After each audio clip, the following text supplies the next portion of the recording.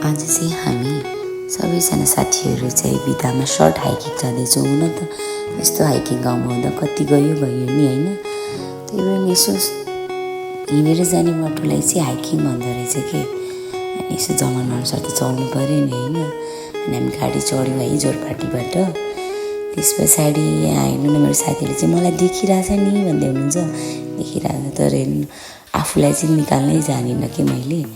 अनि हामी गयौँ जोरपाटीबाट बस चढ्यौँ अनि त्यसरी गयौँ सुन्ता खानी भन्ने ठाउँमा जानुपर्दो रहेछ। तर जाँदा जाँदै पानी पऱ्यो हेर्नुहोस् न कति धेरै पानी पऱ्यो। तर हामीलाई रमाइलो त हुँदैन होला भनेर गयौँ। तर हामी बस स्टेसनमा चढेपछि हेर्नुहोस् हिँड्दै गयौँ। तर हामीलाई छुट्टै रमाइलो भइरहेको थियो कि पानी पऱ्यो पनि। अनि म जाँदै गरेँ मैले भिडियो खिच्दै गएँ अनि सबैजना। अनि मेरो साथी चाहिँ एक्साइटेड भएर ब्लग भन्दै हुनुहुन्थ्यो। तर मलाई त थाहा आउँदैन नि त त्यस्तो बनाउन। त्यही पनि यसो बोलेर गरिदिउँ न त भनेर। अनि सबैलाई हाई गर्दै जानुहोस् न भन्ने नि सबैले हाई गर्दै जाँदै हुनुहुन्छ। त्यसरी अनि अब मेरो पनि खिचिदिउँ न भनेको। तर म्यामले चाहिँ हेर्नु आफ्नैतिर फर्काएर गरेर पोज दिँदै हुनुहुन्छ कि मलाई यो कुराले यति धेरै हाँस उठ्यो कि म हाँसो थाम्नै सकिनँ। अनि गयौँ अनि त्यस पछाडि उकालो जाँदै गयौँ पानीहरू परिरहेको थियो। त्यो पनि हामी चाहिँ म्युजिक बजाएर तसँग या पैसा भन्नेमा जस हुन्छ नि आफ्नै तरिकाको डान्स हान्दै एनर्जीका साथ जाँदै गयौँ।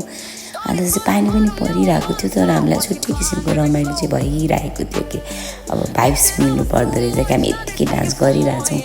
अनि मैले एउटा डान्स गर न भनेको थियो। डान्स गर्दा गर्दै मेरो साथी त नागिन डान्स गर्न थाल्नु भने हाँस्यौँ हामी सबैजना। जे भए पनि पानी परे पनि हामीलाई चाहिँ एकदम रमाइलो भइरहेको थियो कि। अनि यो जुस अब पानी पर्दाखेरि यो सानो हुन्छ नि त्यो चाहिँ एकदम राम्रो हुँदो रहेछ कि। अनि त्यसरी मेरो जिउरो पनि के लटपटेको। अनि मेरो साथी चाहिँ छ्याप्ल्याङ गर्छु भन्दै हुनुहुन्छ हेर्नु। अनि जाँदा कति धेरै उकालो रहेछ हेर्नु मेरो साथी हिँड्नु नसकेर म जाँदिनँ गर्दै हुनुहुन्छ।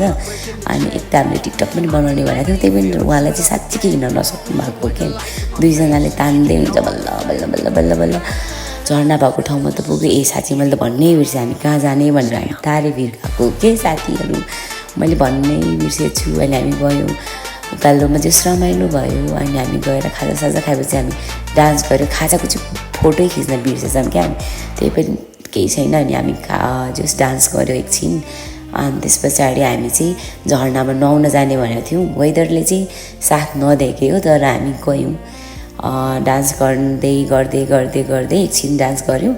त्यस पछाडि हामी झर्नामा जाने भनेर सल्लाह भइरहेको थियो।